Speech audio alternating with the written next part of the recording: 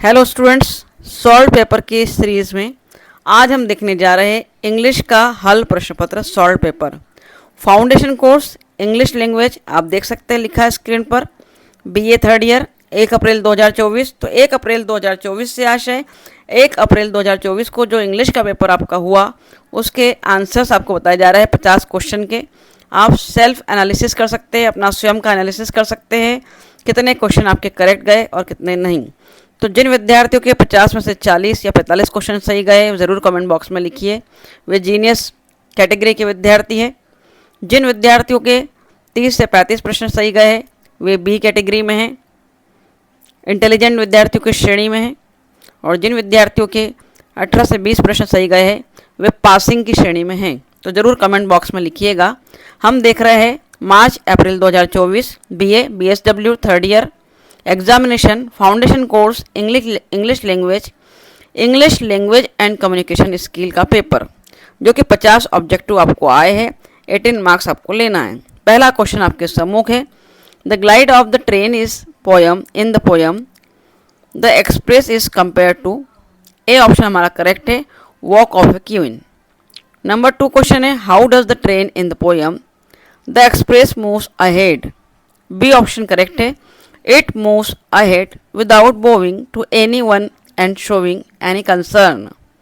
Third number का objective आपके सम्मुख है, according to the poem the world is too much with us what have woman beings given away.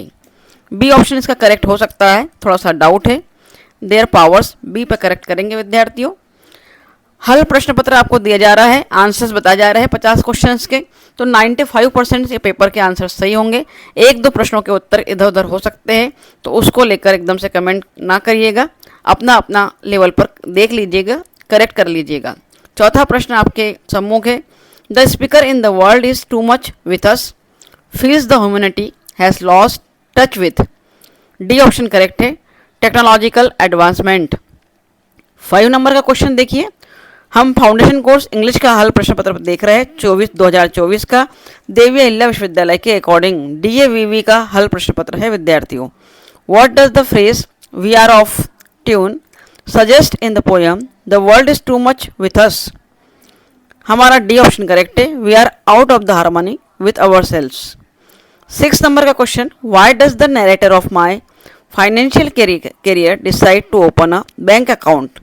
B option correct है, he received a salary increase. 7 number का objective देखेंगे, how does the narrator of my financial career describe his behavior inside the bank। हमारा सी option correct है, irresponsible and idiotic। देख लेंगे। 8 number का objective है, why did Mark Twain decide to answer all the baseless charges labeled on him। C option correct है, there was no way except answering the charges because he felt humiliated। 9 number का objective आपके सम्मुख है, was Mark Twain found intoxicated in a hotel। A option correct है, no he was not, it was a fake news। 10 number का objective screen पर है, why did Mark Twain decide to withdraw his name from candidacy। हमारा D option correct है, both B and C. B. He realized that it was impossible to answer all the fake charges and his good name would be spoiled। And C है, he surrendered before the propaganda machinery। तो B option D option correct है, B और C दोनों ही आएंगे। चलिए चलते हैं 11 number के क्वेश्चन की ओर। 11 नंबर के क्वेश्चन का आंसर है, the speaker in the poem the world is too much with us believes that materialism and conservatism bring people closer to nature। True। A option correct है, Wordsworth admires the ancient Greeks for their embrace of nature in the poem। False। B option correct है हमारा। 13 the protagonist in my financial career is confident and comfortable dealing with banks। True। 14 number का question, in the end the protagonist decide to keep all his money at home। True। The bank clerk is helpful and understanding toward the protagonist and anxiety। हमारा सही उत्तर है A, true. 16 number का प्रश्न, Mark Twain has written novels and he is also a very good humorist. हमारा सही उत्तर है ए, ट्रू। 17 नंबर का क्वेश्चन है, Mark Twain burn a Atlantic island. तो हमारा सही उत्तर है फॉल्स। 18 नंबर का क्वेश्चन है, my financial career is not written by Stephen Leacock. False उत्तर है, बी ऑप्शन करेक्ट है। 19 नंबर का ऑब्जेक्टिव है, William Wordsworth was not a nature poet. False, B option correct है। और 20 नंबर का ऑब्जेक्टिव आपके सम्मुख है, the poem the express is not about train. False. चलिए एक पैराग्राफ आपके सम्मुख दिया गया है 20 प्रश्न के बाद। Read the following paragraph and answer in the question. 21 से लेकर 25 तक इस पैराग्राफ के आधार पर आपको उत्तर देना है। The old book store stood at the end of the cobblestone street, it weathered sign. इस तरह एक पैराग्राफ है, इसे पढ़ लीजिएगा, रीड आउट कर लीजिएगा। क्वेश्चन नंबर 21 को देखते हैं, चलते हैं। Where the book store located. B option correct है, at the end of cobblestone street.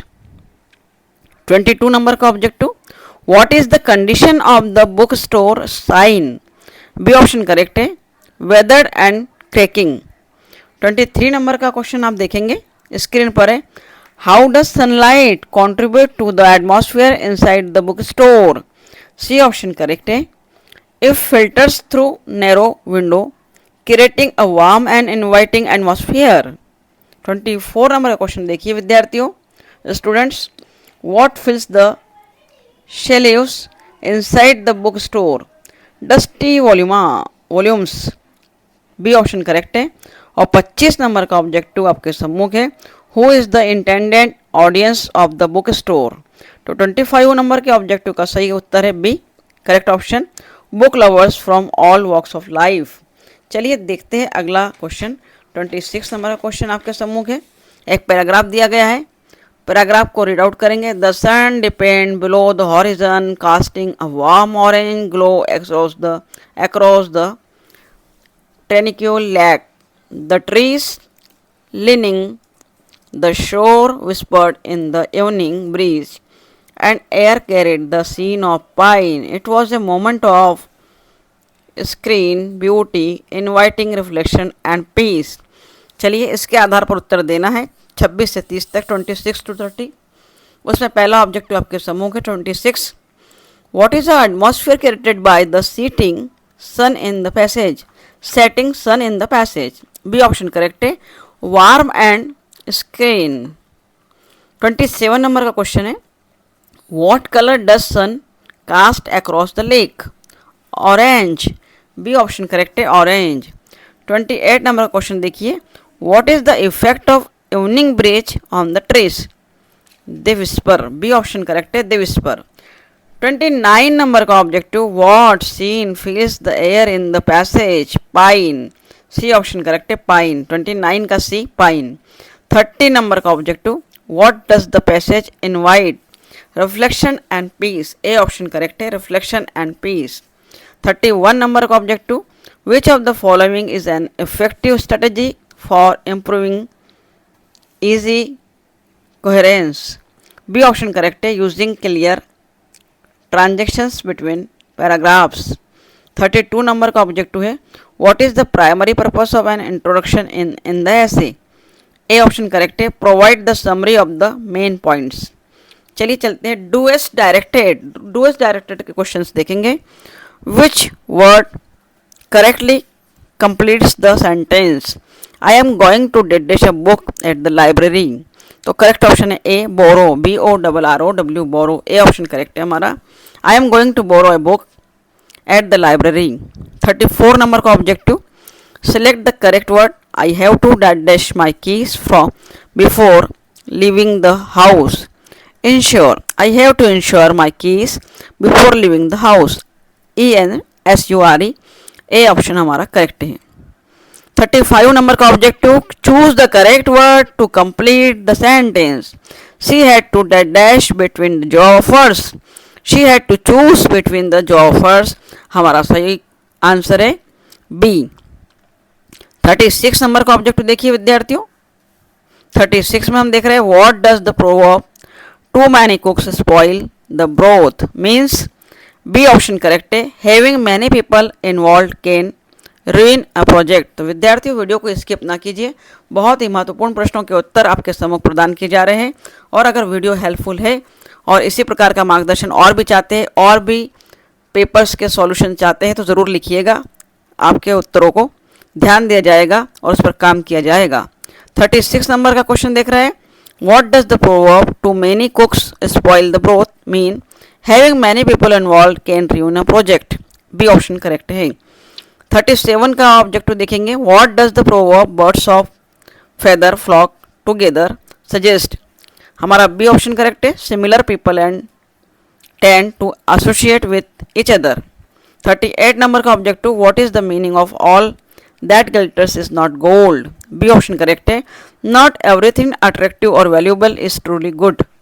चलिए देखते हैं 39 नंबर का क्वेश्चन। विद्यार्थियों बताइए आपके कितने प्रश्न सही है, कितना अच्छा पेपर गया है आपका, क्या क्या संभावना है, कमेंट बॉक्स में लिखिए। 50 क्वेश्चन किसके सही है, 40 किसके सही है, किसने कितने सही किए हैं। 39 नंबर का ऑब्जेक्टिव, क्योंकि इसी प्रश्नों के उत्तर के आधार पर आप अपना आकलन करिए कि आपको कितने मार्क्स मिलने वाले हैं। 39 which situation does the proverb where there is smoke there is a fire describe. C option correct है, there is often some truth behind rumours और सस्पिशियस या सस्पेशंस।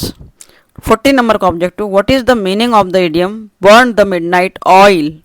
करेक्ट ऑप्शन है हमारा C, working late into the night. 41 number का question choose the correct meaning for the idiom cost N arm and leg. Correct answer हमारा C है, C को lock करेंगे। The price is extremely high. 42 number का question screen पर है आपके, when introducing a colleagues in a professional setting what is the appropriate approach. A option correct है उसके लिए, guys this is name my work buddy. 43 number का question देखेंगे, when you are ready to order what a appropriate way to get the waiters attention. C option correct है, politely raising your hand और making eye contact. 44 number का question screen पर है, what is a appropriate response when someone wishes you a safe journey. Correct answer है A, thank you, I appreciate it.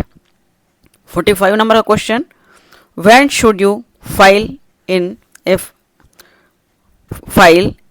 FIR।